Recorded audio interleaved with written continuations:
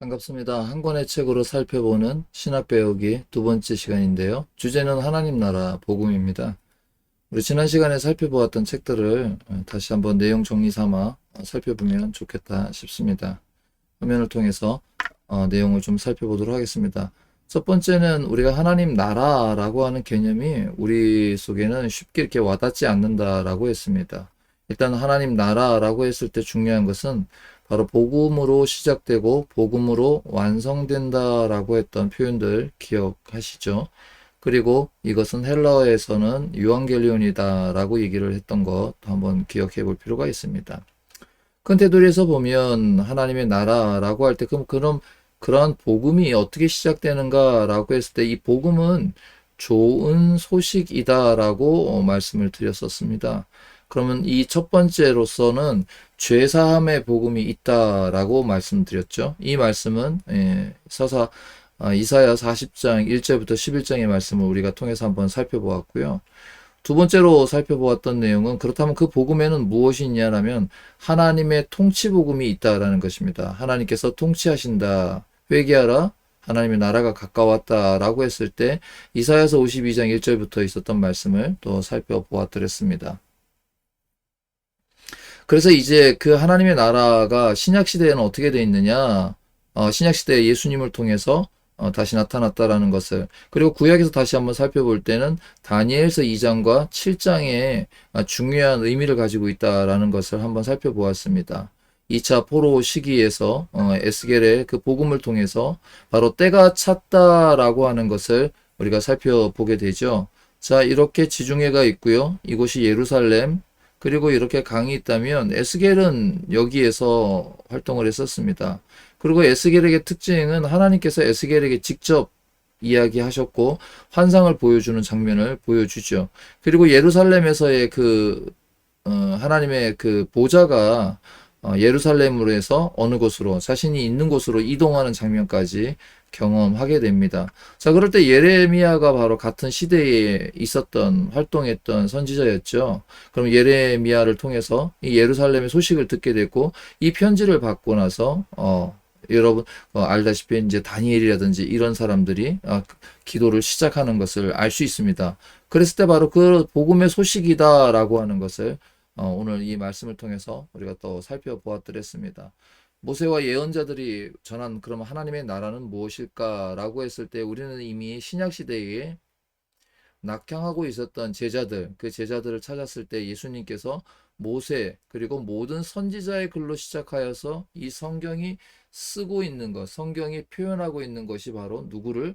바로 예수님을 말씀하고 있고 그 예수님을 말씀할 때 바로 모세와 예언자들이 하나님의 나라의 복음을 전하고 있다라고 하는 것을 우리가 살펴보았더랬었습니다.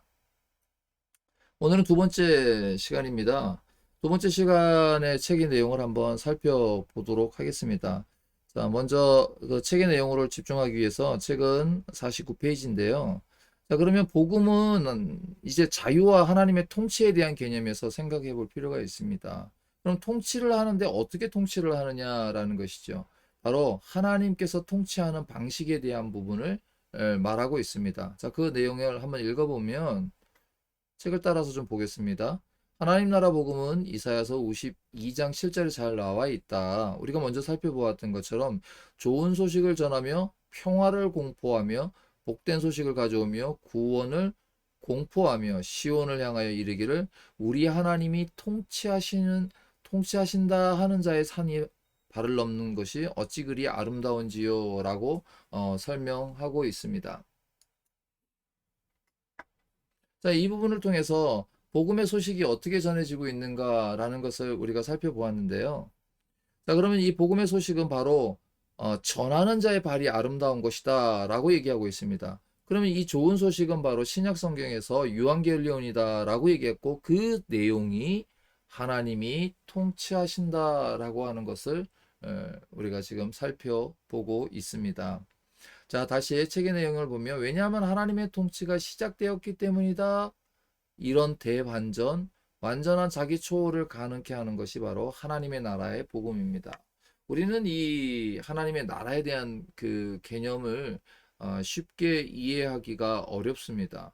그래서 저번 시간에 먼저 우리가 한번 설명을 드렸던 예를 따진다면, 자, 우리나라에 많은 도움을 줬던 아프간인 사람들이 비행기를 타고 우리나라에 들어왔고, 처음에 예상과 달리 많은 사람들이 우리나라에 거하겠다라고 얘기를 했습니다. 이들에게 있어서의 나라의 개념은 우리가 생각하는 것보다 클 것입니다. 우리는 대한민국에서 태어나고 자랐기 때문에 우리가 어느 나라에 속한다? 이건 그냥 우리 몸에 체득이 되어 있는 것이죠. 그러니까 실감하기가 어려울 것입니다. 그래서 뭐 예전에 이런 이민간 분들이 그런 얘기를 많이 했죠. 나라를 떠나보면 애국심이 생긴다라는 얘기를 했던 것처럼 실제 우리는 그 안에 있기 때문에 이걸 경험하기는 어렵습니다.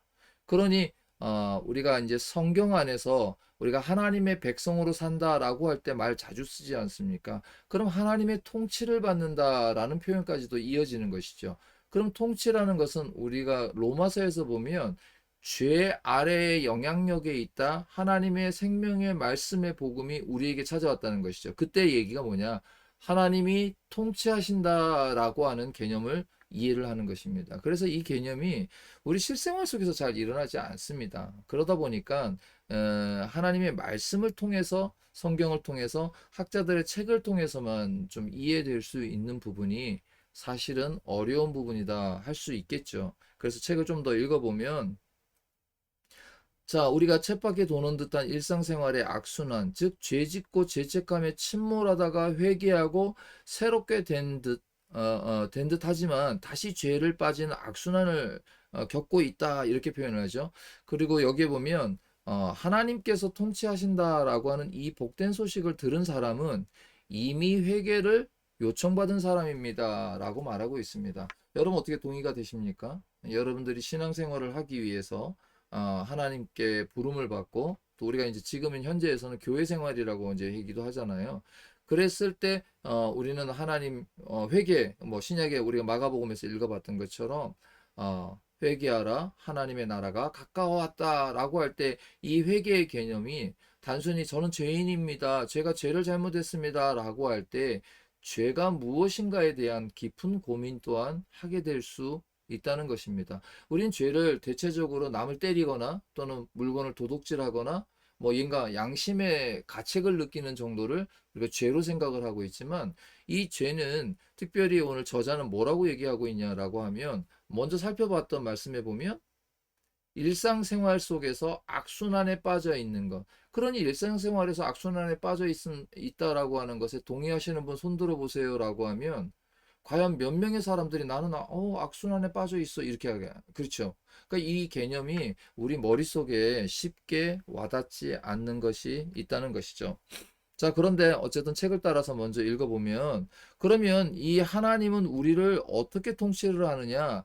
자유를 통해서 통치하신다는 것입니다. 여기에 보면 자유를 박탈한 후에 통치하고 지배한다. 누가요? 기본적으로 뭐 히틀러, 뭐 모택동, 뭐 스탈린, 뭐 징기스칸 이런 얘기들이 쭉 나옵니다. 자, 뭐 예를 들은 거겠죠. 그런데 우리의 하나님은 정반대다. 우리의 주체성을 100% 살리신 후에, 즉 우리를 완전한 의미에서 자유인으로 만들어 주신 후에 다스립니다라고 되어 있습니다. 자, 그리고 우리를 온전히 자유케 한 후에 통치하시기 때문에 하나님 나라 건설에는 너무 긴 시간이 걸립니다라고 저자가 말하고 있습니다. 이것을 신약에서는 뭐라고 표현을 했는가라고 한번 살펴보면 뭐라고 표현되어 있나요? 전도의 미련한 방법으로 당신의 나라에 참여할 시민을 모집하기 때문입니다. 라고 표현되어 있습니다. 말은 참 쉽잖아요. 그렇죠. 그래서 우리가 이 방식을 이해하는 것이 말씀드렸던 것처럼 우리가 뭐 나라를 잃어본 적, 뭐 과거에는 있었습니다. 그러나 현실적으로 우리가 현재 나라를 잃은 것도 아니고 나라에 대한 개념을 우리가 학교에서 배우는 개념으로 뭐 주권, 뭐 국민, 영토 뭐 이런 개념으로만 머릿속에 담고 있고 뭐 나라를 위해서 무엇인가를 한다라고 했을 때 우리 선조들이 겪었던 일제 강점기 시대 또는 독립을 위해서 싸웠던 시대 이런 거하고는 또 전혀 개념이 다르죠.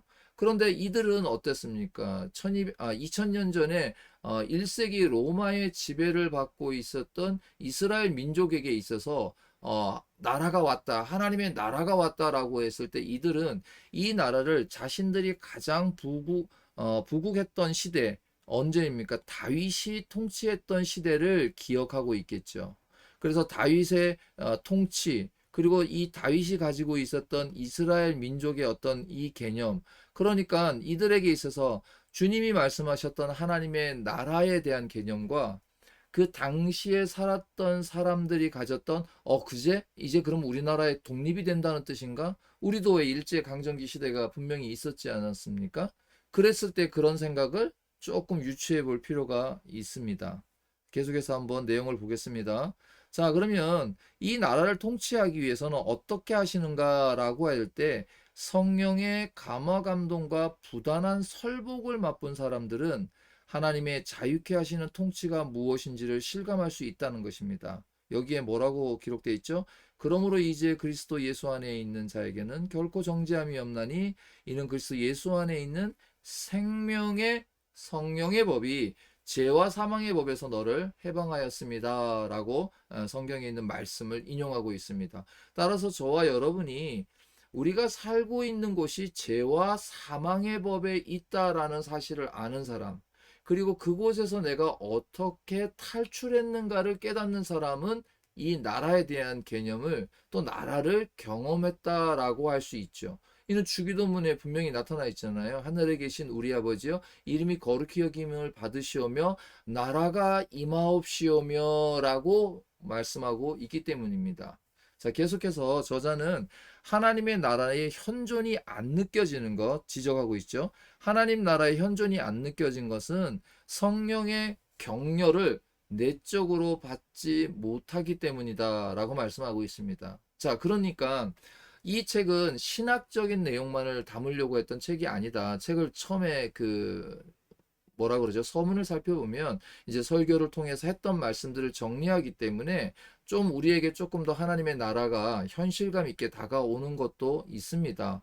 물론 저는 이 책을 통해서 신학을 배워보겠다라고 시작은 했지만 조금 더 복잡한 내용들은 아마 하나님 나라 복음에 대한 두 번째, 세 번째 이야기를 다루면서 되지 않을까. 다만 저는 이 책을 통해서 그러면 오늘 우리가 하나님의 나라를 어떻게 경험할 수 있는가라고 할 때 저자의 지역은 성령의 격려를 내적으로 받지 못했기 때문이다라고 하는 부분을 기억해 둘 필요가 있습니다. 따라서요, 영원한 가치와 덧없는 욕망 사이에서 어떤 삶이 더 좋은지를 이해타산해야 합니다. 라고 말하면서 요한일서 2장 15절부터 17절의 말씀을 기록하고 있습니다. 여기에 뭐라고 그러냐면 이 세상이나 세상에 있는 것들을 사랑하지 말라. 세상을 사랑하면 아버지의 사랑이 그 안에 있지 아니하니 이는 세상에 있는 모든 것이 육신의 정욕, 안목의 정욕, 이생의 자랑이니 다 아버지께로부터 온 것이 아니다라고 말하고 있습니다. 그러니까 하나님의 나라라고 하는 이 큰 개념을 듣는 여러분이 신학적인 내용으로 먼저 받아들이기보다는 우리 현실 속에서 먼저 받아들일 수 있는 것을 들여다보고 그리고 좀 더 전진해 간다면 좋은 공부가 되지 않을까 생각을 합니다. 저자는 이 부분에 대해서 회개라고 하는 부분을 이렇게 말하고 있습니다. 회개란 바로 이 이해타산에 기초한 숙고와 성찰의 결과입니다.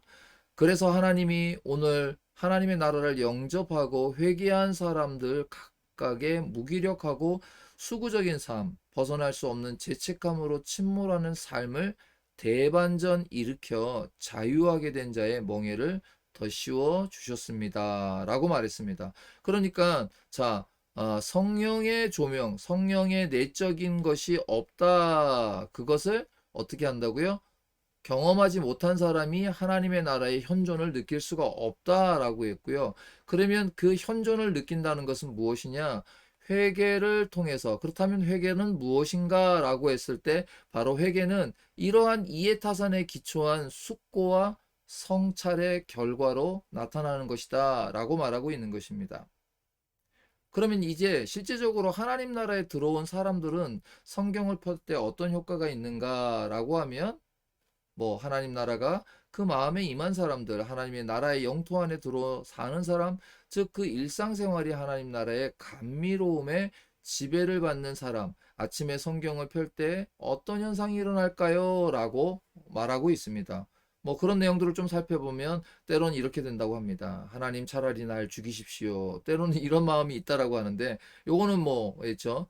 자, 구체적인 사람을 지목해서 이웃을 사랑하게도 도와준다라고 하고 왜냐하면 냉담한 마음과 그렇지 않은 사람의 거를 이제 저자가 비교를 하고 있기 때문에 그런 것입니다. 하나님의 감미로운 통치 안에서 사는 사람에게는 결국은 어떻게 하고 있습니까? 자, 뭐 이웃을 사랑하는 그런 내용들이 나온다고 하는 거죠. 김혜건 목사, 당신 설교를 들으면 이웃 사랑하다가 알거지로 살아가는 압력이 느껴져요. 이렇게 표현하기도 하고 있습니다. 그러면 그렇다면 나보고 어쩌란 말입니까? 나는 집 한 채가 있는데 그걸 갖고 있는 게 그 죄됐다는 얘기입니까? 좀뭐그 우리 그 이런 경우 많이 있습니다. 왜냐? 우리가 그 사실을 잘 모르기 때문에 그렇죠. 신약 성경에서 부자 청년에게 있을 때 오케이 잘했어. 그러나 더 해라고 했을 때 근심하고 떠나는 것처럼 느껴질 때가 우리 신앙생활에 있다. 그러면 그것은 이 저자는 하나님의 나라에 대한 경험을 현존하는 실제를 경험하지 못했다. 그것은 다시 성령께서 내주하고 내적으로 일어나고 있는 것에 대해서 경험하지 못했다. 그것은 다시 진정한 회개로 나아가지 못했다. 그러면 그건 다시 진정한 회개가 무엇인지를 알아야 한다. 이렇게 얘기해 볼 수 있겠습니다. 재미있는 표현들이 있습니다. 우리 하나님은 절대로 각 개인이나 또 단체의 사정, 기도의 질과 양, 헌신의 수준이나 잠재력에 맞는 실천 가능한 계명을 주신다고 되어 있습니다. 그러면서 재미있는 예를 들었는데 이렇게 했습니다. 4살도 안 된 아이가 부모의 채무 변제의 의무를 생각하지 않는다. 일상적인 삶의 현장에서 그리스도의 십자가 사랑을 미분적으로 실천하는 하나님 백성의 공동과업으로 서울역 노숙자 돌봄을 맡기십니다. 이게 재밌죠. 현장으로 들어가라. 뭐 이렇게 얘기를 할 수도 있고요. 어떻게 보면 우리가 적극적으로 사회운동에 참여하라는 뜻입니까? 이렇게도 말해볼 수가 있겠죠. 이런 내용들이 이 책에 뭐 쉽게 내용들을 자리 잡고 있습니다. 그래서 저는 좀 책을 읽으면서 이 부분을 조금 어떻게 다듬으면 좋겠는가라고 하는 생각을 하는 이유 중에 하나가 자, 왜 그렇게 하냐면 우리가 전반부에 살펴보았던 내용들은 생각보다 중요한 의미를 가지고 있는 신학적인 주제를 가지고 있습니다. 처음에 우리가 일과에서 살펴보고 있는 모세와 예언자들이 하나님의 나라의 복음을 어떻게 이해했냐? 죄사함의 복음으로 이해를 했다. 그쵸? 죄사함의 복음이다라고 성경이 정의 내려주는 것입니다. 그리고 이사야서 52장에서는 하나님의 통치의 복음이다라고 얘기를 했고 그런 것들을 어떻게 해요? 다니엘서 2장이나 7장에서는 때가 참에 하나님의 나라의 복음이 세워지는 그러니까 하나님의 나라가 세워지는 하나님의 나라가 세워질 때 하나님의 나라가 세워졌습니다라고 메시지를 전하는 것이 복음이다라고 했다가 그러면 그 복음이 어떻게 나타나고 있느냐 그 대상자 그러니까 복음을 전하는 사람들이 있는가 하면 실제 나라를 세우는 사람을 구약에서 인자라고 하는 표현이 있었다라는 것도 한번 생각해 볼 필요가 있죠. 그러고 나서 이제 이렇게 넘어와서 약간 통치를 어떻게 하시느냐 그럼 자유로 하신다라고 하면서 일종의 권면으로 넘어가고 있어서 약간 신학적 깊이를 좀 더 이해 쉽게 해줬으면 좋지 않을까라는 개인적인 그런 마음도 있지만 그래서 또 쉽게 이해하기 위해서 이제 실제 우리의 삶에서는 그럼 하나님의 나라를 어떻게 경험해야 하는가라고 하는 부분을 아까 전에 살펴본 것처럼 말씀해 주고 있는 것입니다. 자, 그러면서 이런 얘기도 합니다. 우리 하나님 나라는 세계 전제 군주 국가의 나라 건설 과정에서 그 방식과는 너무 다릅니다. 조금 이렇게 하죠. 그 내용들이 중간에 나오는데 뭐 여러분들이 읽어보시면 크게 어렵지 않습니다. 그건 무슨 얘기냐? 아까 전에도 먼저 살펴봤던 예들입니다. 어떻게 살펴봤죠? 뭐 여기 보면 다양한 군주자들을 했잖아요. 뭐 히틀러, 모택동, 뭐 스탈린, 징기스칸 이런 사람들을 해서 이들은 어떻게 했냐? 자유를 박탈한 후에 통치하고 지배했다라고 하는 것을 말씀하고 있는 것이죠. 그래서 그러면 그런 방식이 아니라 어떻게 하느냐? 우리를 죄로부터 해방시켜 주시고 하나님 통치를 감미롭게 받을 수 있는 상태를 만드신 후에 당신의 영토 안에 초청하셔서 통치하십니다. 라고 표현하고 있습니다. 또한요. 그래서 목사는 때때로 하나님보다 조금 조급하고 거칠어진 목소리로 성도들을 대한다라고 표현하고 있습니다. 너무 강권해서 하다 보니까 그런 느낌을 갖게 되는데 이거는 사실은 일종의 압박이죠. 그래서 이런 표현도 했습니다. 뭐 예를 들어서 까불면 죽는다, 안식일 어기면 교통사고를 당한다, 11조 떼먹으면 사업이 망한다, 뭐 새벽제단 안 쌓으면 뭐 자녀들 대학 입시가 어려워진다. 사실 이것은 굉장히 잘못된 사고다라고 말하고 있습니다. 자, 충분히 인간 목사의 마음은 이해하는 것이죠. 그러나 목사의 조급한 성과주의가 결코 하나님의 마음은 아니다라고 말하고 있습니다. 자, 그러면 이것은 무슨 얘기일까요? 자, 저자는 이렇게 말합니다. 제가 하나님 나라에 대해서, 하나님 나라에 관해 가장 강조하고 싶은 것은 우리 하나님은 자유하게 하신 후에 통치하신다라는 것입니다. 왜 지금 이런 설명을 하고 있죠? 이 복음이라고 하는 기쁜 소식이 뭐였냐? 하나님이 통치하신다. 왜냐하면 하나님의 나라가 하나님이 통치하신다라는 소식을 전하고 있을 때 여러분 누군가 통치한다는 것을 여러분들이 어떻게 받아들이실까요? 뭐 위에 있는 우두머리만 바꾸고 결국 내가 계속 통치받고 있다. 아, 난 통치 싫은데 이렇게 생각하실 수 있잖아요. 아무래도 이제 이 저자는 그런 의도를 조금 더 지금의 상황에 맞춰서 표현하고 있는 것 같습니다. 그래서요. 계속해서 읽어보면 이렇게 표현하고 있습니다. 하나님이 우리를 구원하시는 목적은 자유케 된 사람의 통치에 있다는 것입니다.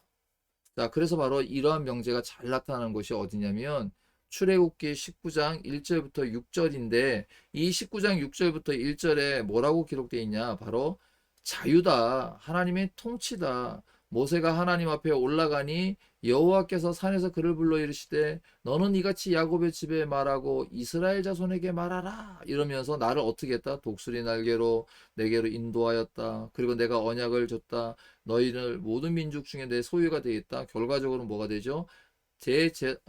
내게 대하여 제사장 나라가 되며 거룩한 백성이 되게 할 것이다. 그러면서 이들이 지킬 수 있도록 율법을 주시지요.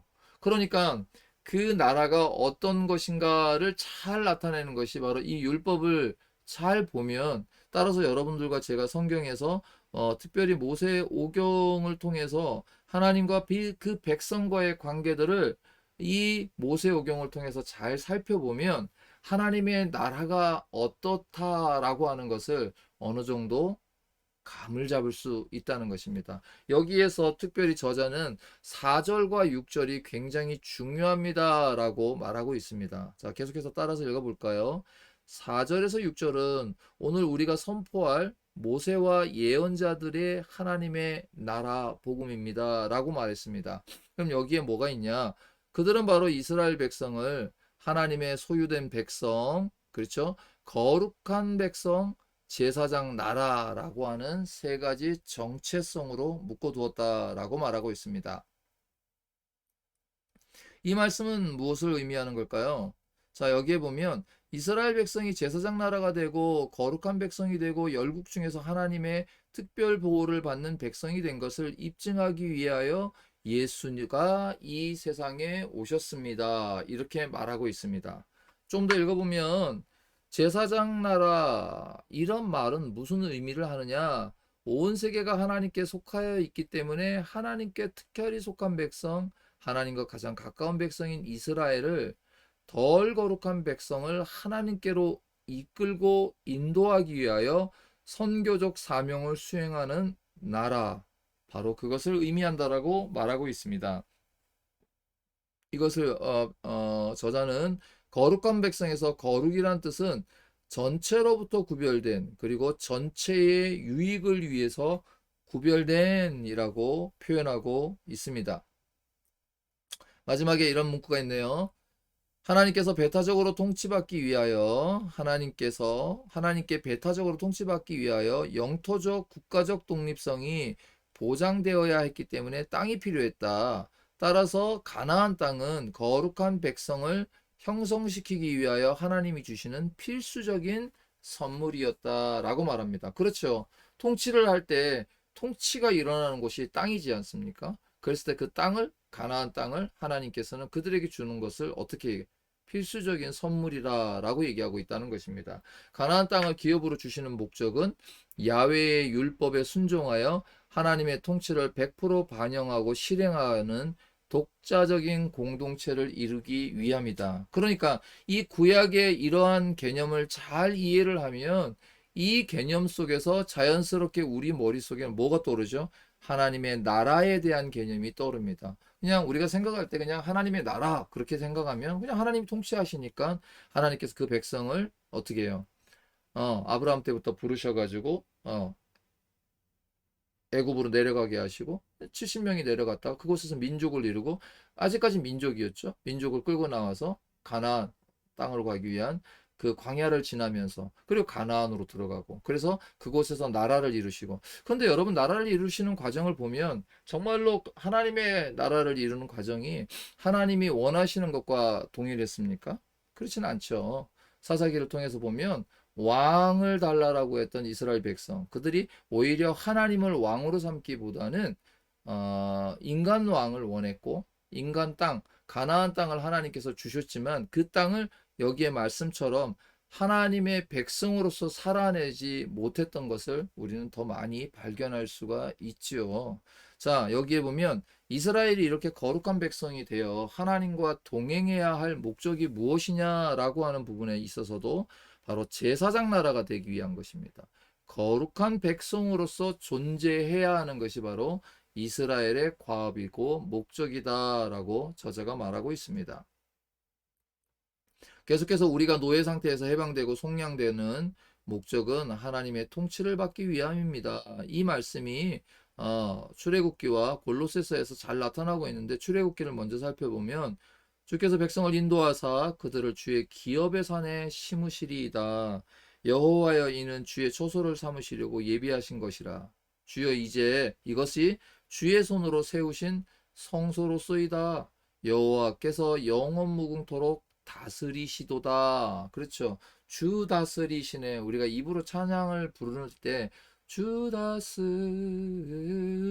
다스리시네. 이것이 결국은 영원 무궁토록 일어나는 통치 그리고 그 속에서 속한 사람이 살아가는 곳 바로 하나님의 나라라고 하는 개념을 우리가 조금 먼 발치에서 이해하고 살펴볼 수가 있는 것입니다. 자, 그 다음에 텍스트를 한번 살펴보면 그것을 누구죠? 모세를 통해서 하나님의 통치의 복음 전파했죠. 모세가 바로왕에게 가서 그렇지 않습니까?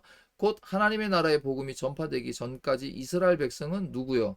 이집트, 애굽의 전제군주 파라오의 노예였습니다. 그러니까 이거를 생각해 보면 우린 충분히 이해할 수 있다는 것이죠. 식민지하에 우리도 그럴 때가 있었지 않습니까? 그럴 때 독립을 꿈꾸며 때로는 최근에 그 안중근 의사가 우리 고국으로 송환되는 것을 결국은 죽어서도 오랜 시간이 지나서 자기가 꿈꿨던 것을 이루어냈잖아요.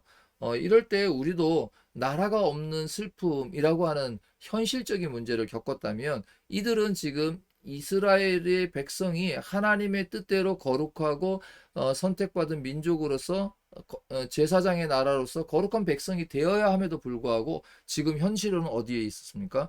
애굽의 파라오의 노예였다는 것이죠. 자기의 주체성을 박탈당했고요. 극악무도한 고역을 통해서 그들의 생명력이 파괴되고 있었다라고 말합니다. 그러면서 현실적인 이런 얘기를 합니다. 여러분 자신의 주체성을 빼앗겼죠. 자유를 빼앗긴 채 낮 시간의 대부분을 일터에서 보내는 여러분들, CEO나 회사원 모두 실상은 히브리 노예들의 처지와 별반 다를 게 없다라고 현실에 있는 우리를 향해서 저자는 말하고 있습니다. 사실 그렇죠. 우리가 이 속에서 행복이다라고 살아가고 있지만 여러분 혹시 매트릭스라는 영화를 보셨습니까? 그 매트릭스라고 하는 것은 기계가 점령한 세상에서 인간의 에너지를 요구할 때 그 인간들에게 허상이라고 하는 지금 현실의 세계를 보여주고 이곳에서 행복하게 사는 것처럼 보여주고 있는 것이 어떤 그 매트릭스라고 하는 영화가 주는 그런 영화 차원에서의 메시지라면 오늘 이 저자는 우리가 이 땅에서 살아가는 것도 사실은 그와 같다는 것입니다. 애굽에 매여 있다는 것이죠. 이미 우리가 살펴봤을 때 죄사함이라고 했던 것을 한번 살펴보았고요. 그렇죠. 우리가 묶여 있는 곳이 무엇이냐라는 것입니다. 그러니까 이곳에서 벗어나야 되는데 어떻게 벗어나냐는 거죠. 하나님의 나라, 그리고 그 나라에서 전해주는 유앙겔리온 복음을 들을 때 비로소 어떻게 해요? 이곳을 떠나고 싶다라는 생각이 든다는 것입니다. 왜 그렇습니까? 이곳에서 있는 삶이 너무 좋잖아요. 먹고, 마시고, 살고, 행복이라는 것. 그래서 많은 사람들이 행복이라는 것의 메시지를 아주 소소한 것으로 돌이키기 시작했습니다. 예전 같으면 막 돈이 있고 막 이런 것들인데 요즘에 어때요? 그저 내가 원하는 것, 작은 것 하나를 실천하는 것, 이 정도면 행복 아닌가. 그리고 일상에서 뭐, 우리 가족이 건강하고, 저도 그렇게 생각을 합니다만은, 그러나 우리가 하나님의 말씀을 놓고 먼저 볼 때에, 우리가 살아가는 삶 또한 히브리 노예의 처지와는 사실은 별반 다를 게 없다라고 하는데, 여러분 동의가 되시는지 잘 모르겠습니다. 예, 바로 이런 부분이 우리에게 중요한 것이죠. 자, 그래서 이 메시지를 누구를 통해서? 바로 모세를 통해 선택된 하나님의 나라 복음이다라고 얘기를 합니다. 바로 현실적으로 파라오에 매여 있었던 그 압제받고 있었던 백성들에게 하나님은 누구를 통해서요? 바로 아브라함을 통해서 맺은 언약을 기억하시고 누구를 보내준다? 모세를 보내주신다는 것입니다. 자, 그리고 이것이 바로 여러분과 저에게도 하나님의 동등한 원리로 우리를 부르신다는 것입니다. 출애굽기 2장 21절 25절 이하에 그들의 고역과 아우성이 상달되었다라고 하는 표현. 그 다음에 출애굽기 3장 1절에 그래서 하나님의 구원의 메시지는 어떻게 출발하는가? 레위인 중에 한 사람이 장가들었다라고 하는 시작으로 알립니다. 그러고 나서도 아이가 성장해야 되고요. 40세에 광야로 그리고 다시 40년을 지나고 80세가 되어서야 하나님의 쓰임 받고 참 시간이 걸렸죠. 어쨌든 이것을 하나님의 나라의 복음에 이야기하고 있습니다. 그러면서 뭐 다양한 얘기들이 있는데 자 하나님의 구원은 사람을 통해서 옵니다. 모세야 네가 가서 이스라엘 백성을 내 이름으로 건져내라. 나는 아브라함과 이삭과 야곱의 자손이 내지른 아우성을 정령 듣고 보았다라고 말하고 있습니다. 자 여기에서 또 다른 다음 장으로 넘어가면 하나님은 아브라함 후손들의 신음소리를 들으시고 모세를 보내셔서요. 내가 정령이 보고 듣고 직접 경험해 보았으니 그들은 이집트인의 손에서 즉각 구출되지 않으면 안 되는 민족 전멸의 위험에 처해 있다. 그래서 내가 너를 보낸다. 지금 이 스토리가 구약에 나오는 이스라엘 민족의 스토리가 아니라 저와 여러분들이 여러분 지금 다시 어떻습니까? 신앙생활을 하다가 다시 돌아가는 가난한 분들이 좀 있지요. 그러나 그분들이 예전에 예수 믿지 않았던 상태로 돌아가기는 어렵습니다. 그렇죠. 우리가 이미 예수님을 만나고 신앙 고백을 하고 우리가 교회를 다니다 물론 인간적인 상처가 있어서 잠시 떠나 있을 수 있습니다. 그렇지만 예전의 모양으로 돌아가서 예전의 모양으로 살아갈 수는 없습니다. 왜냐? 우리가 적어도 깨닫는 것 중에 하나는 예수 믿기 전에 우리의 삶이 노예의 삶이었다라는 사실을 우리는 알고 있기 때문이죠. 그래서 저자도 바로 우리가 그런 삶에 있었다라는 것. 그러니까 하나님의 복음, 하나님의 나라는 통치하는 것이고 그 통치는 어떻게 이런데 우리를 자유케 하고 그 자유함 속에서 우리를 하나님의 말씀 앞에 온전히 순종하게 하신다라는 것을 한번 생각해 볼 필요가 있습니다. 그걸 지금 모세를 통해서 살펴보고 있는 것이죠. 자, 여기에 보면 저자는 이 원리는 한국 교회나 한국 사회에도 적용될 수 있다. 여러분 한국 교회를 위해서 기도해 달라. 잘못된 목사님들을 저주하고 그들을 가십거리로 삼는 열정이 있다면 모여서 기도해야 한다라고 말하고 있습니다. 네, 책에서요. 자, 출애굽기 3장 7절에 세 번이나 연쇄적으로 나열되는 거룩한 지각동사를 보십시오라고 했는데 이 지각동사는 뭡니까? 보고, 듣고, 알고입니다. 여호와께서 이르시되 내가 애굽에 있는 내 백성의 고통을 분명히 보고 그들의 감독자로 말미암아 부르짖음을 듣고 그 근심을 알고 이렇게 해서 누구를요? 모세를 보냈다라고 말씀하고 있는 것입니다. 따라서요. 그래서 모세는 자신의 힘만으로 갈 수 있습니까? 갈 수 없죠. 자, 그래서 어떻게 됩니까? 절대군주 앞에서 목소리를 밖으로 내지 못하는 극도의 심리적 위축을 의미한다. 그러나 여호와 하나님께서는 하나님의 이름으로 내 백성을 보내라라고 어떻게 말할 수 있겠느냐라고 말하는 것이죠. 이것은 뭐 어떤가? 결과적으로 모세에게도 그런 두려움이 있다는 것을 분명히 말씀하고 있는 것입니다. 그래서 여기에 보면 뭐 실제적으로 들어가면 쉽게 만날 수 있냐? 그렇지 않지 않느냐라고 하는 내용을 좀 재밌게 저자가 쓰고 있습니다. 뭐 모세가 이렇게 적어서 어떻게 뭐 적어서 뭐 접수초에 넘겼을 것이다. 이제 현대적 해석이죠. 자, 그러니 어떻게 해요? 모세가 파라오를 직접 만날 수 있는 것이 쉬운 일은 아니었을 것이다라고 말하고 있습니다. 그래서 하나님께서는 모세에게 표적과 기사를 행할 능력을 부여하셨다. 이렇게 설명하고 있습니다. 그래서 뭐 재미로 이 정도는 살펴볼 수 있죠. 자, 지팡이를 던져서 뱀으로 만드는 거. 자, 모세의 개인기가 순식간에 다 바닥났다. 이렇게 표현하고 있습니다.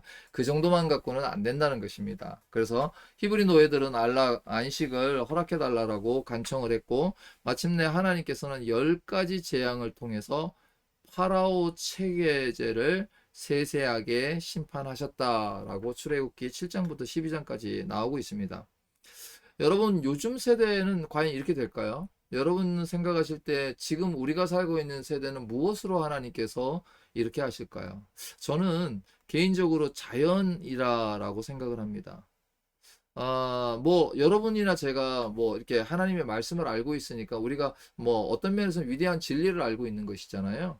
그렇다고 해서 우리가 지금 그 모세처럼 가서 이렇게 하면 안 됩니다라고 말할 수는 있겠죠. 뭐, 1인 시위를 하든지.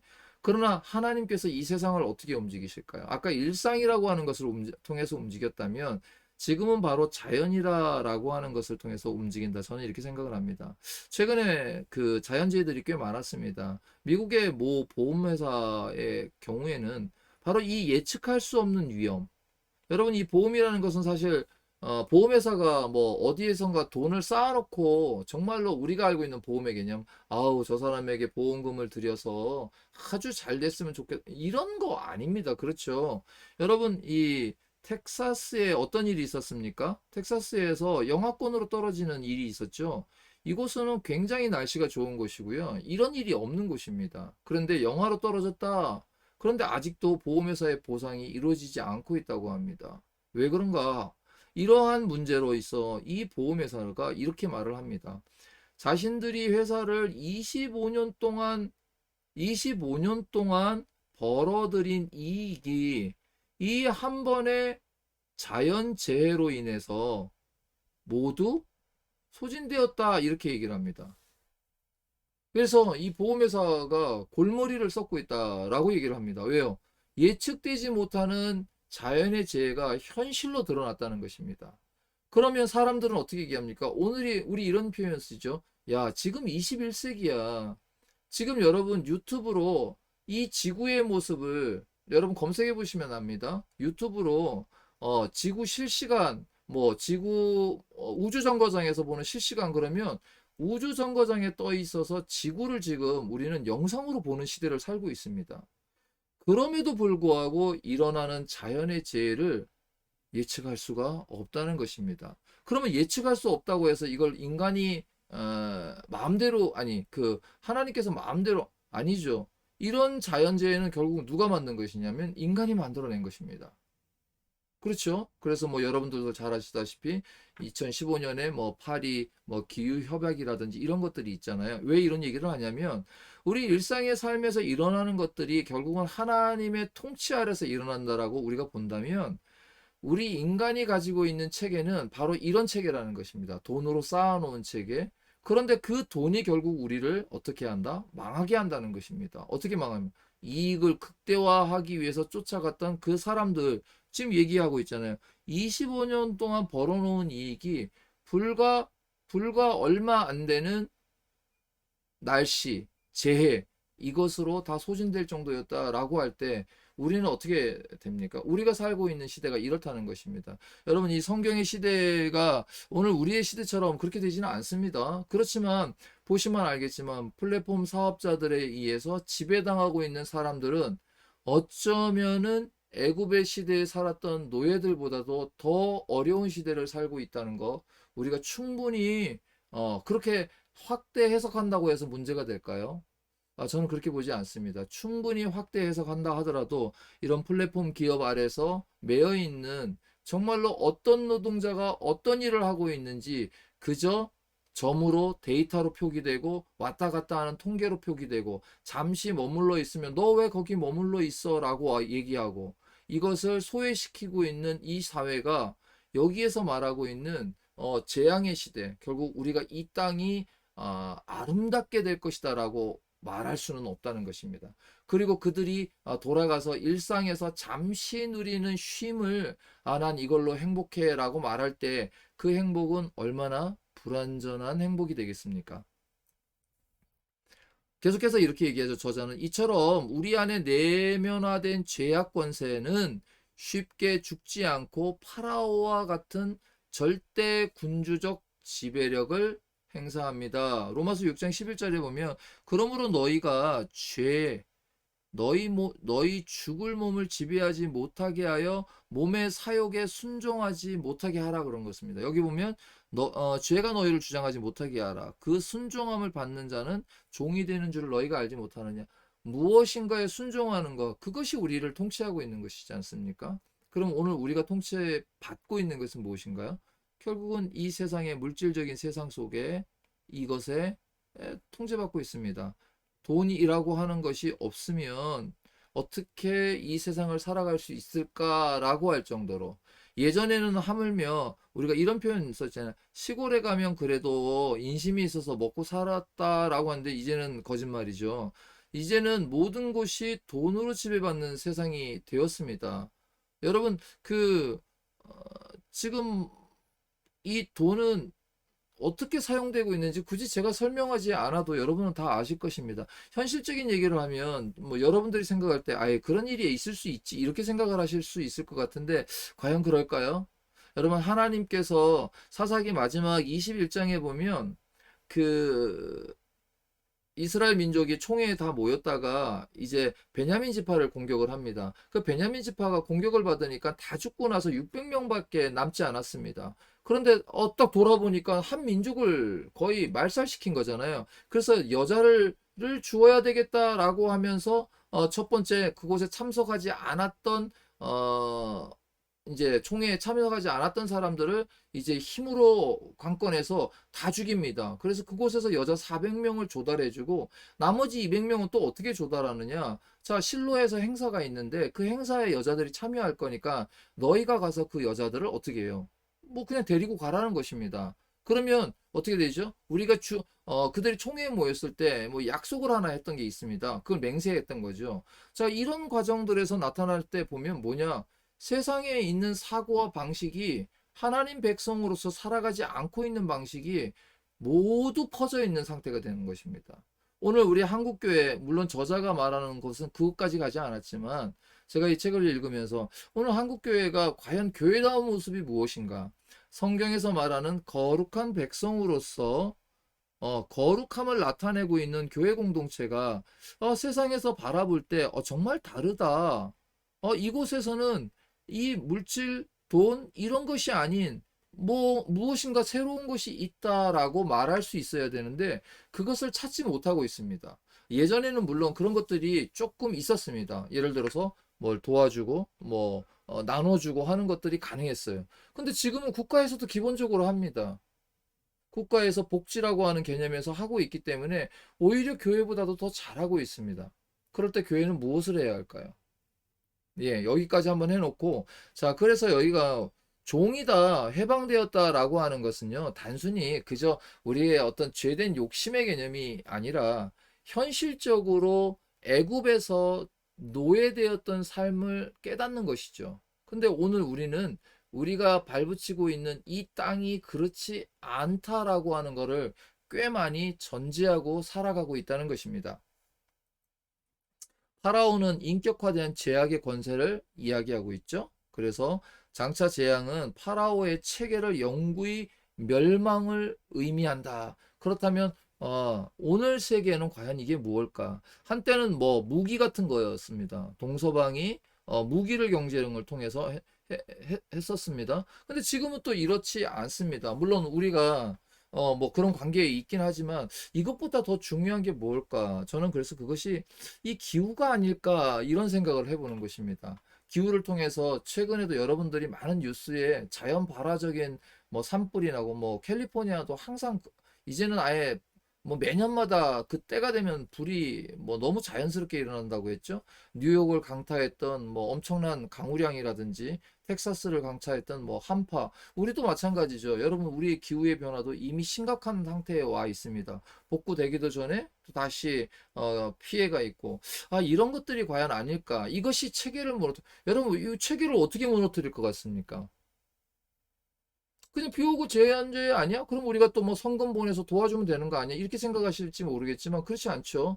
자, 여러분 뭐 어제 오늘 뉴스 중에서 뭐 중국의 어떤 기업이 뭐 엄청나게 부도의 위기를 했다. 이것이 사실 돈의 위력 아닙니까?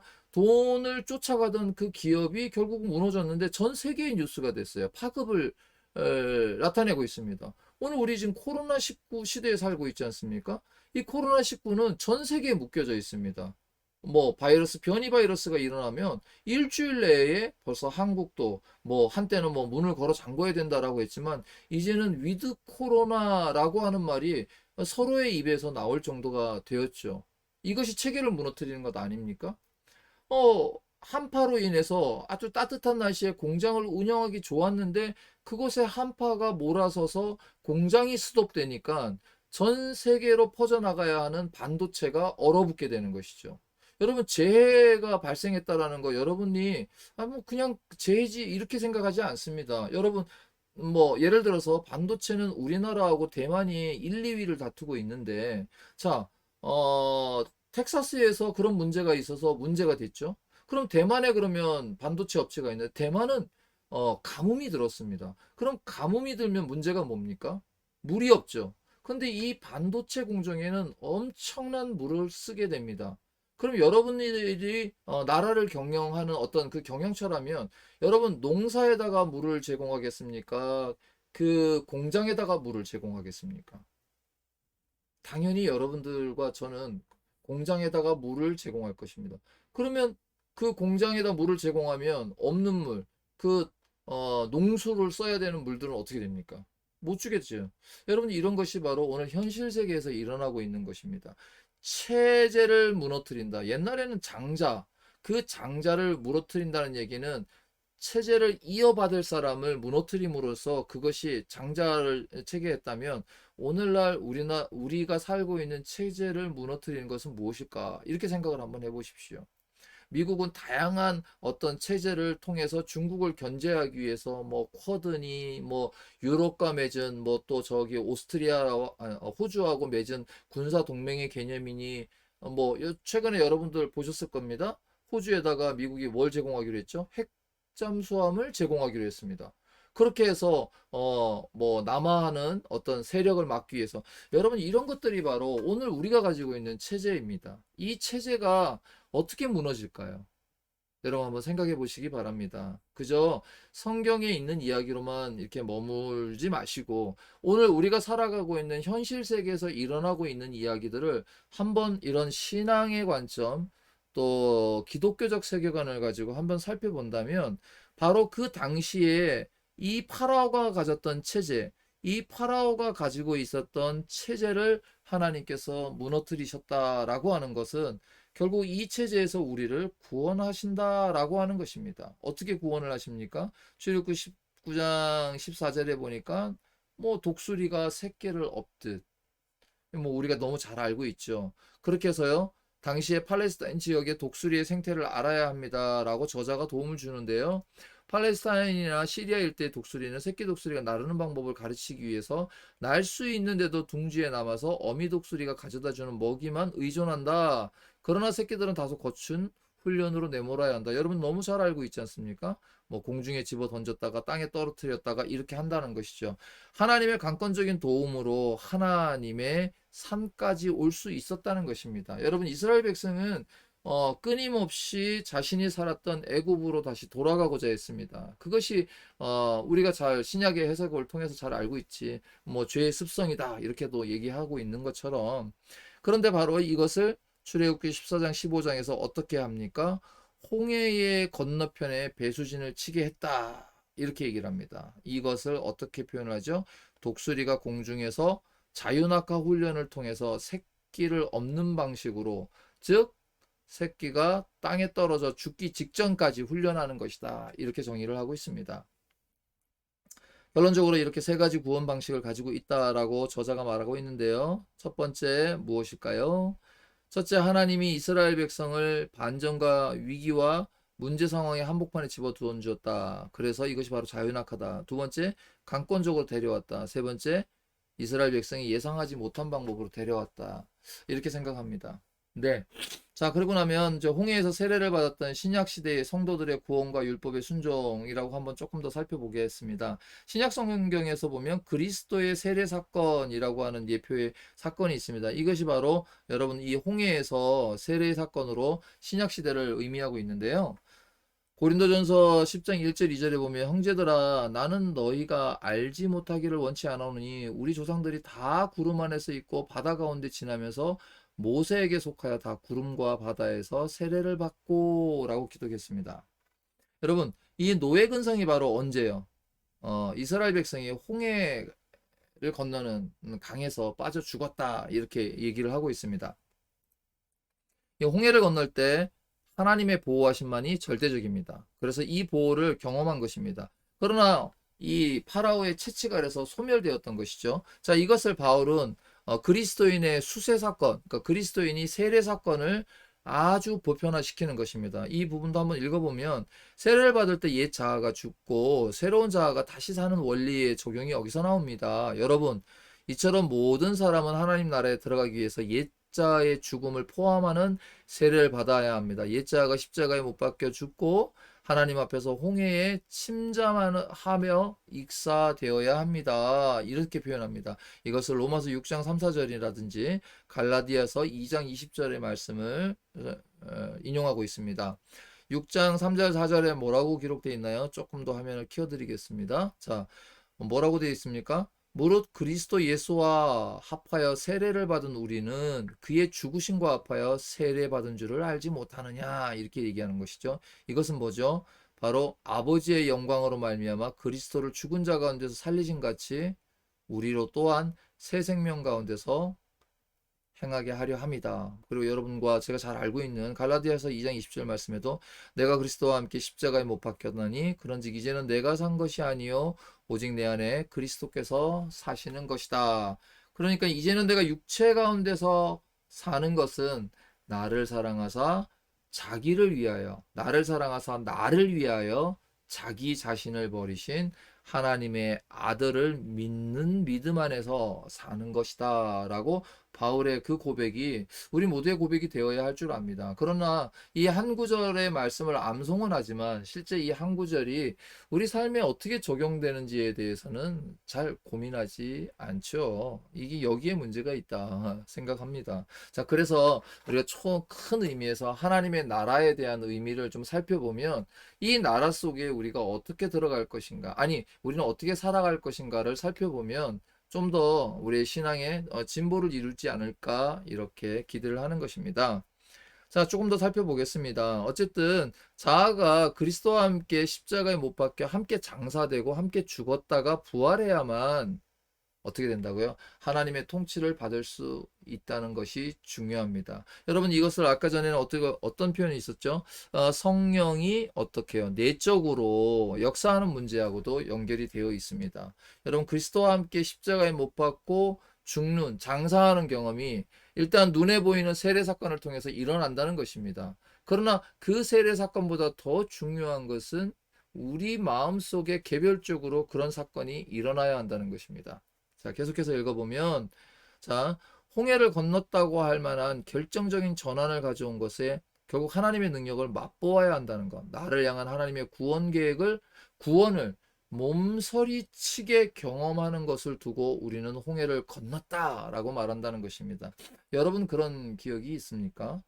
여러분들이 하나님의 말씀이 나의 마음을 치고, 아, 내가 정말로 죄인이었구나라고 하는 것. 그리고 죄가 무엇인가에 대한 분명한 것들이 있어야 되겠죠.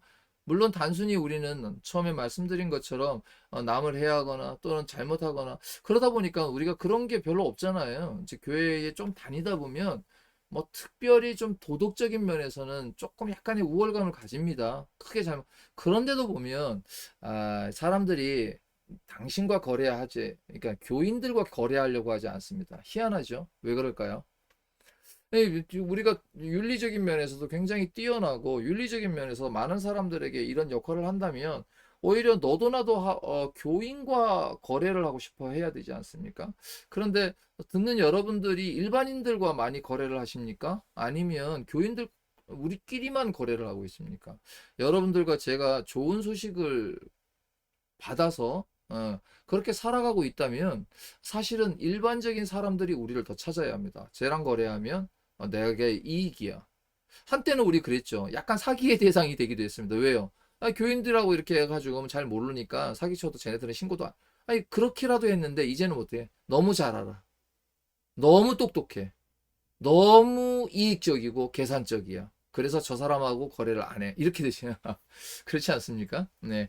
뭐 저만 그런가요? 네, 그럴 수 있죠. 네, 좋습니다. 어쨌든 간에 물론 그 단번에 세례 사건이 일어나기 전에 긴 준비 기간, 예열의 시기도 요청될 수 있다라고 합니다. 여러분 마찬가지죠. 성경 공부 시간이라든지 뭐 여러 가지 여러분의 이런 공부를 통해서 조금 더 체계적으로 알아가다 보면 그 부분에 대해서 충분히 깨달을 수 있습니다. 그런데 더 중요한 것 하나가 여러분들이 이 말씀을 듣고 여기에 와 있다라는 얘기는 여러분들 마음속에 한편에 분명히 그 방향을 향해서 가지고 있는 것이 있다는 것을 여러분이 인정할 필요가 있죠. 자, 이례적인 사건이 있다. 그리스도를 주로 고백하고 성령의 내주를 경험하는 것. 이것이 바로 성령 세례다라고 저자는 말하고 있습니다. 그러면 성령 세례는 무엇입니까? 나를 위해 우리 주님이 부인할 수 없는 큰 사랑을 보여주셨다는 것을 영접하는 것입니다. 이게 복음입니다. 네.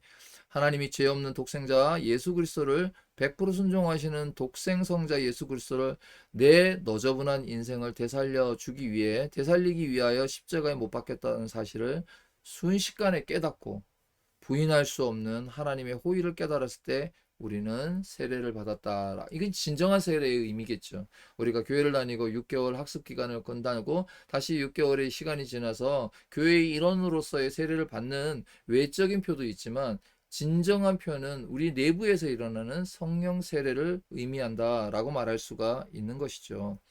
여러분 이처럼 모세와 예언자들은 하나님의 나라 복음을 선, 구원, 후, 순종의 구조를 가지고 있다. 자, 이 표현 참 좋은 것 같아요. 여러분, 우리가 이렇게 이 얘기를 할 수 있고, 여러분이 이 얘기를 들을 수 있는 것은 바로 그래, 우리가 선, 구원을 받았다라는 것은 분명합니다. 그렇죠? 내가 인정하지 않나. 그렇다고 여러분 이거는 참 좀 중요한 표현 중에 하나가 내가 인정하지 않았다고 구원이 떨어지거나 그런 것은 아닙니다. 그런데 그러면 하나님께서는 아까 우리가 저자는 뭐라 그랬죠? 그것을 알 때까지 기다리게 하신다는 것입니다. 그것이 유보되지 않습니다. 하나님이 너 선택했는데 얘 못 깨달았네. 그럼 얘는 빼고 사실 우리는 잘 모르죠. 예, 하나님 편에서의 구원은. 그러나 하나님께서 이 저자는 우리에게 뭐라고 하냐. 하나님께서 그것이 우리에게 자유를 통해서 우리에게 이루어질 때까지 기다려주시는 하나님이다라고 소개를 하고 있다면 저와 여러분은 그 반대편에 있는 생각을 끌어올 것이 아니라 그 사실에 대해서 감사하고 나 자신을 돌이켜보고 이 저자가 말하는 것처럼 그러한 시간이 일어나는 준비 기간이 있다. 그쵸? 그리고 예열하는 시간이 있다. 때로는 성경 공부 시간이 차곡차곡 쌓였다가 대도약적인 영적 변화를 동반하는 경험이 있다라고 말합니다. 그렇죠? 이것이 우리의 좋은 소식이 되기를 바랍니다. 어쨌든 간에 바로 모세와 예언자들이 줄곧 두 가지 논리를 구사했는데 첫 번째가 먼저 구원받은 사람만이 율법을 지킬 수 있는 능력이 있다. 그렇죠? 없는데 주지 않는다는 겁니다. 둘째, 먼저 받은 구원을 유지하기 위하여 하나님의 율법을 지속적으로 지켜야 한다. 이것을 여러분이 오해해서는 안 됩니다. 내가 받았으니까 율법을 지킴으로 인해서 나는 그것을 어떻게 한다? 뭐 예를 들어서 유지한다 이런 개념이 아니라 더 견고하게 한다 이렇게 이해를 하시는 게 더 좋습니다. 견고하게 한다는 것입니다. 여러분 우리의 믿음이 나름대로 수준이 있습니다. 그래서 때로는 흔들리기도 하고 여러분이 또 교회 생활을 하다가 또 낙담할 때도 있었던 것이 사실이지 않습니까? 그럴 때 우리가 그 구원의 문제에 뭐 약간 스크래치는 날 수 있지만 그 구원 자체는 깨지지 않는 아주 단단한, 그런데 그걸 우리가 어떻게 하느냐? 말씀을 배우고 지금처럼 말씀을 듣고 하나님 나라가 무엇인가를 깨닫게 되면 아는 것이죠. 우리나라의 기여자들이 이제 와서 우리나라에 대해서 배웁니다. 그럼 뭐 늘 불안하죠. 어떻게 해요? 영구 체류를 할 수 있을 것인가? 그럴 때 우리가 법적인 문서를 내밀잖아요. 너는 영구 체류자. 이렇게 딱 해서 내미는 그것 때문에 거할 수 있다는 사실을 아는 것입니다. 그리고 그 사람들이 범죄하더라도 대한민국 법에 의해서 심판을 받는 것이지 딱 깨버리고 자 다시 아프간으로 돌아가 이렇게 하지 않는다는 것을 어떻게 깨달을 수 있겠습니까? 잘 생각해 보십시오. 약간 극단적으로 얘기를 했을 때 이렇게 생각해요. 아, 내가 잘 몰라서 남의 물건을 이렇게 훔쳤습니다. 아, 얘 지나가는데 뭐가 있어. 그래서 내가 그걸 훔쳤어요. 그랬더니 야, 너 이거 훔쳤어? 너 우리나라 아니야. 박탈. 돌아가. 이렇게 하지 않고 어떻게 우리나라 법으로 오히려 그 사람을 너 그렇게 다음부터 또 이렇게 하면 너 이제 감옥 가. 너 지금 오늘 처음에 실수했으니까 집행유예. 네가 잘 몰라서 그랬으니까 용서해 줄게. 뭐 이렇게 할 때 이 사람은 오히려 그 법이 자기에게 적용되는 것을 보고서 느끼지 않겠습니까? 자, 그 사람들이 자유롭게 돌아다니면서 아무런 문제 없이 행동하다가 신호등을 건넜는데 빨간불에 건넜어요. 잘 모르니까. 그랬더니만 경찰관이 와가지고 보더니 어이 아프간인 기여자네요. 자, 그러면 당신 마이너스 1점. 이제 10점 되면 우리 거 우리 시민권 파괴 저기 뭐죠? 이거 되고 당신 돌아갑니다. 이렇게 말하지 않죠. 대한민국에 살려면 빨간불에 건너면 안 됩니다. 저 딱지 떼겠습니다. 3만 원. 이렇게 뗄 때 이 사람은 어떤 마음이 돼요? 내가 여기에 시민이구나. 이렇게 느껴지지 않겠습니까? 뭐 그거하고 약간 차이는 있을 수 있겠습니다만은 여러분 우리가 구원을 유지한다는 것은 우리가 유지한다는 것이 아니라 바로 하나님의 법을 지키며 살아갈 수 있는 마음을 주신다는 거죠. 그래서 다음번에는 빨간불일 때 내가 대한민국 시민이지. 그러니까 나는 빨간불을 지켜야 돼. 이렇게 마음을 갖게 된다는 것으로 의미한다는 것입니다. 그럼으로써 나는 이 대한민국의 시민으로서 내가 더 어떻게 됩니까? 어떤 것을 다져갈 때 확고해지는 것입니다.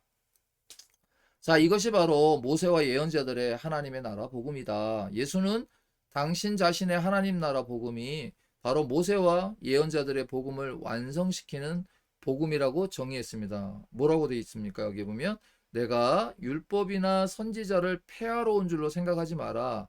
완전하게 하러 왔다라고 주님께서 말씀하십니다. 그리고 주님의 말씀은 바로 보혜사 성령을 보내어 주심으로 이 보혜사 성령이 바로 이것을 굳게 하시는 것입니다. 예. 바로 우리에게 끊임없이 내적인 조명을 통해서 하나님께서 주셨던 그리고 예수님을 통하여 우리에게 일어난 이 구원의 사건을 어떻게 해요? 강력하게 지킬 능력을 주셔서 완성해 간다는 의미가 되는 것입니다. 자, 이런 내용이 바로 출애굽기 19장 1절에서 6절에서 선구원 후 순종이라고 하는 구조를 가지고 있다라고 저자는 말하고 있고요. 또한 이 내용을 야고보서 사도는 자유케 하는 율법이다라고 얘기했죠. 율법의 문제가 최근에 한국 교회도 여러 가지 이슈가 되고 있는데 여러분 이런 부분 자유롭게 하는 온전한 율법을 들여다보고 있는 자는 듣고 잊어버리는 자가 아니요 실천하는 자니 이 사람은 그 행하는 일에 복을 받으리라. 그럼 이 복은 어떤 복이냐? 바로 그것을 누리는 복입니다. 네, 누리는 복입니다. 우리가 뭐 이민을 갔다고 치면 이민 사회에서 우리가 속하지 못하지 않습니까? 그런데 이민 사회에서 우리가 누린다 이렇게 생각을 해보십시오. 그게 무엇입니까? 그거는 그 본인만 알아요. 내가 그동안은 내가 이민 온 사회에서 여러 가지 차별을 느꼈을 거예요. 그렇죠. 최근에 이 코로나 사태로 인해서 미국에서 동양인을 대상으로 한 여러 가지 테러들이 있었잖아요. 그럴 때 많은 사람들이 와서 함께 살아간다. 그건 잘못이다. 막 이런 얘기를 했잖아요. 근데 실질적으로 나는 불안해요. 나는 동양인이기 때문에. 그런데 이 사람이 똑같은 대우를 받는다라는 걸 언제 느낄까요? 이 본인이 아는 거죠. 언제 느끼느냐. 그 속에서 그 나라의 법이 자기가 따라가고 지켜지고 하는 것을 동등하게 이어줄 때 안다는 것입니다. 이것을 통해서 뭐라고 얘기하냐? 실천하는 자다. 이 사람은 그 행한 일을 보고 복을 받는다. 바로 그렇게 느끼게 된다. 그것을 가지게 된다는 것입니다. 예. 조금 어렵지만 또 좀 더 읽어보면 하나님의 언약에 속박되는 것은 자유의 시작이다.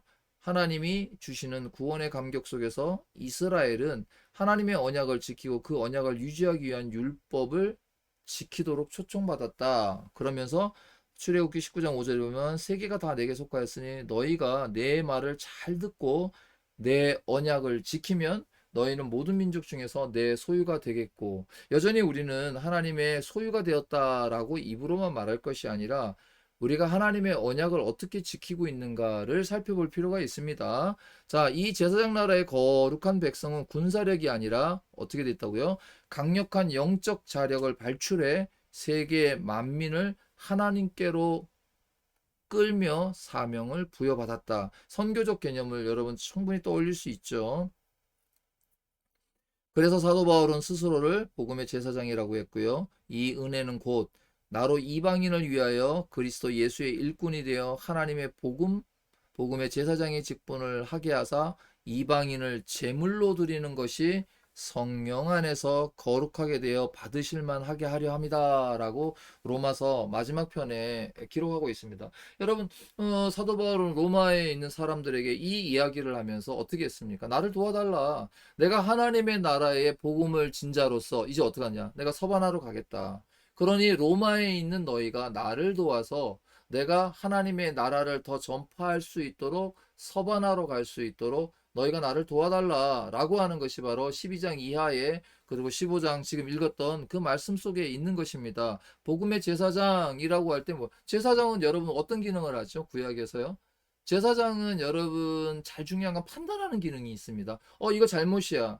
그럼 어떻게 해야 돼요? 제사 지내죠. 어떻게 제사 지냅니까? 하나님 안에서 번제 희생, 뭐, 우리가 알고 있는 5가지 제사를 통해서 하나님과의 관계를 회복시켜주는 역할을 합니다. 그래서 여러분들, 우리가 그냥 제사장이라면 그 직분을 의미하는 것이 아니라 그 직이 가지고 있는 역할이 무엇이냐. 예수님은 자기 자신이 제물이 되셨습니다. 자기 자신이 대제사장으로서 또 자기 자신이 제물이 됨으로써 하나님과 우리와의 관계를 회복시키셨다면 저와 여러분이 이 복음의 제사장이라고 하는 것은 이방인, 이미 우리도 이방인이잖아요. 이방인을 통해서, 우리는 이방인의 선교를 통해서 복음을 받은 사람들이잖아요.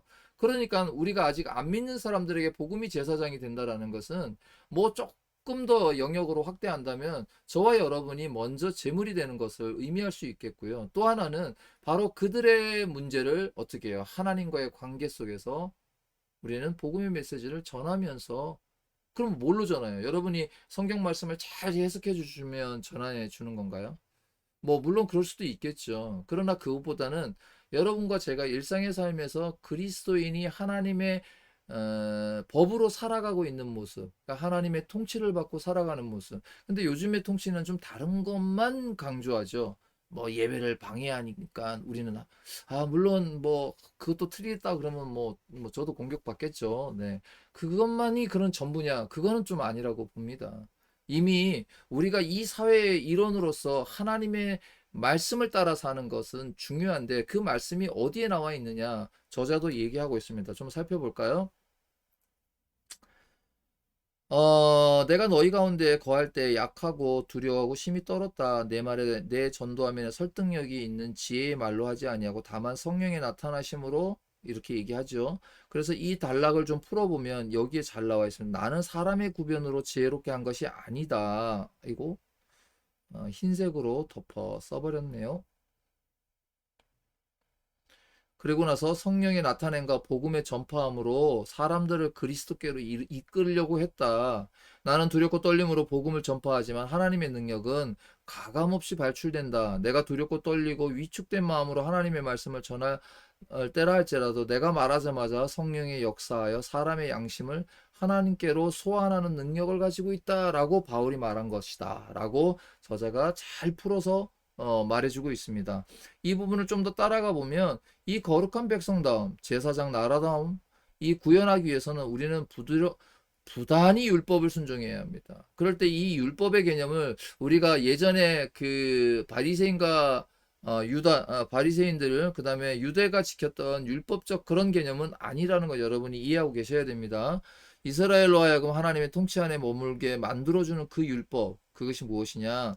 바로 십계명과 시행 세칙인데 내 말과 내 언약이라고 하는 것이 출애굽기 20장부터 23장 그리고 구약에서는 그 율법이 613가지 이렇게 되는데 그것을 다시 두 계명으로 압축하면 저와 여러분이 잘 알고 있는 내 하나님을 온 마음과 뜻과 힘을 다하여 사랑하고 내 이웃을 내 몸처럼 사랑하라는 것이죠. 이 두 계명이 결국은 무엇입니까? 압축하면 쉐마 하나님의 말씀을 들으라라는 것입니다. 자, 이스라엘아 들으라 우리 하나님은 여호와의 한 분이시니 너는 마음과 뜻과 힘을 다하여 내 하나님을 사랑하라라고 하는 것. 바로 내 말과 내 언약이 바로 이곳에 나타나고 있는 말이라는 것입니다. 여러분, 이 십계명을 지키면 인간의 죄악된 경향성을 억제하기 위해 만들어진 법조문을 집행하는 폭력적이고 강제적인 국가 기구가 필요 없게 된다는 말입니다. 라고 말합니다. 그렇죠. 여러분, 법 없이도 살 사람들 뭐 이런 표현하지만 사실 그런 의미하고는 좀 다르죠. 우리가 하나님의 말씀을 지킨다는 건 하나님께서 제시하신 그 십계명에 하나님을 사랑하는 사계명부터 나머지 계명만도 지켜도 우리 인간 사회에는 소위 말하는 이런 법의 체계가 이렇게까지 발달하지 않았을 것입니다. 그거를 이 저자는 오늘날의 말로 이어서 하고 있습니다. 여기 뭐 재밌는 예들이 많습니다. 뭐 예를 들어 볼까요? 어떤 마을에 127년 만에 처음으로 폭행 사건이 일어났다. 뭐 이런 얘기도 있습니다. 이런 거 다 읽어보시면 뭐 알만한 이야기인데요. 뭐 이런 예들을 통해서 또 이렇겠죠. 우리가 국가에 세금을 내고 또 11조를 내는 것은 국민의 납세 의무를 훨씬 초과하는 이웃 사랑의 실천이다. 우리가 지금 11조를 내는 것도 이제 이런 비유를 통해서 이야기하고 있다. 이건 뭐냐? 결국 크리스찬들이 사회적인 역할이 생각보다 높다라는 것을 의미하고 있는 것입니다. 뭐 여기에 이런 것도 있습니다. 음, 우리나라 교회에 들어오는 헌금은 상상을 초월한다. 우리나라의 국가 예산이 뭐 예를 들어서 한 350조 되는데 우리나라 교회에 들어오는 돈이 한 50조에서 100조 된다는 얘기를 이렇게 해놨습니다. 이건 무슨 얘기냐?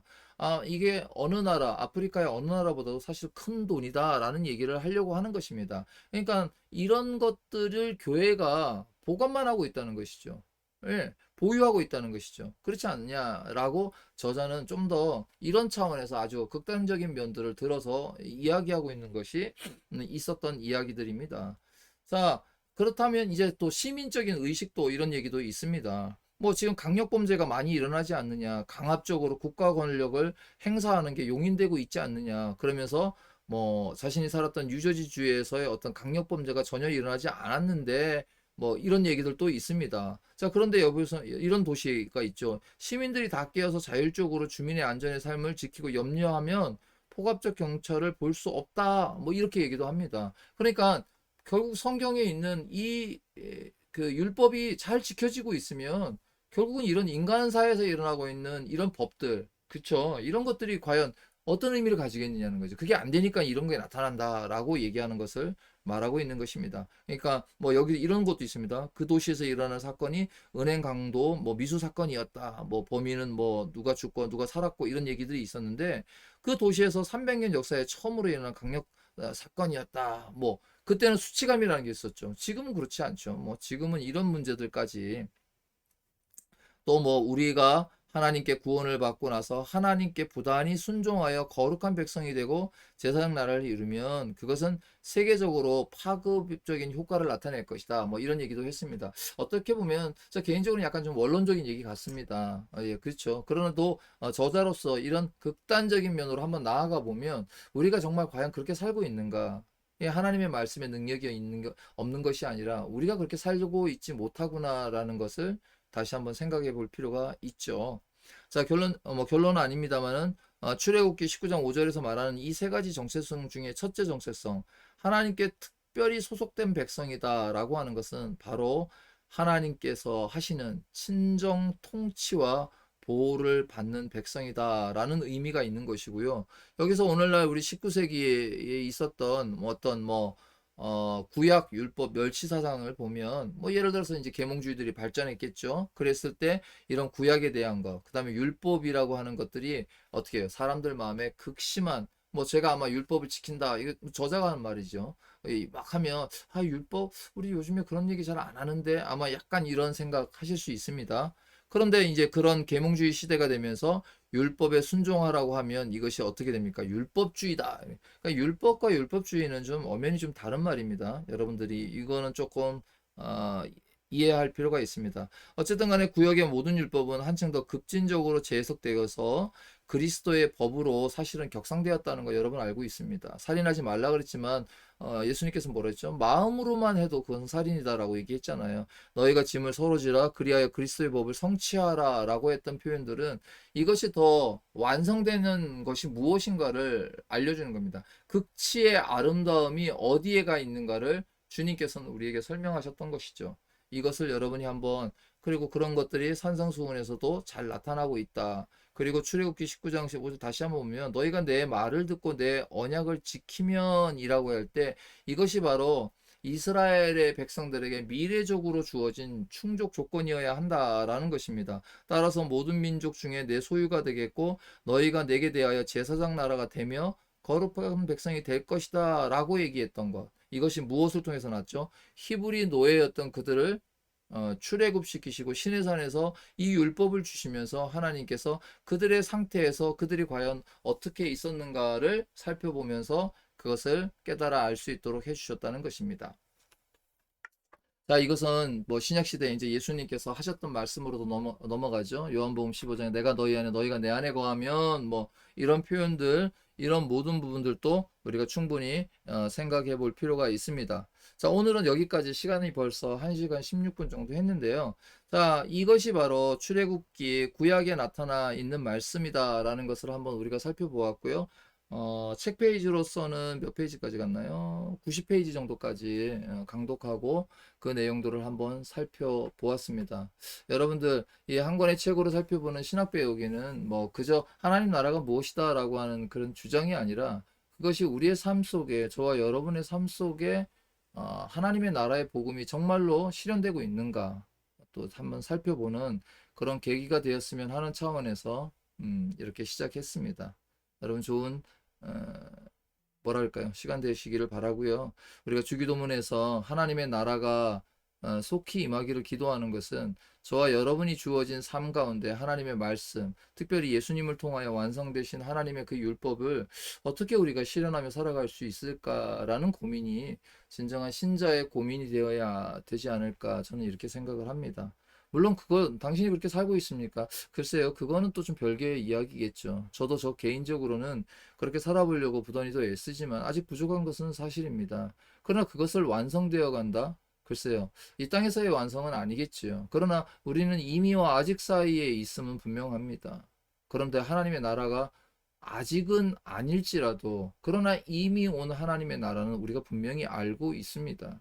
구약을 통해서 모세오경을 통하여 그리고 그 나라 민족이 하나님의 말씀을 떠나 살았을 때 그들이 패망하게 되었음에도 불구하고 죄 가운데서 벗어나지 못한다면 이 죄는 우리의 인생 전체를 송두리째 태우고 말 것입니다. 지금이라도 우리가 회개한다는 의미, 내 자신을 돌이켜보고 죄의 법에서 생명의 법으로 나아간다면 우리는 그 생명의 법의 통제를 받을 것입니다. 그것이 바로 하나님의 나라의 통치가 이루어지는 방식이다라고 말씀드릴 수 있겠습니다. 오늘은 여기까지 하겠습니다. 고맙습니다.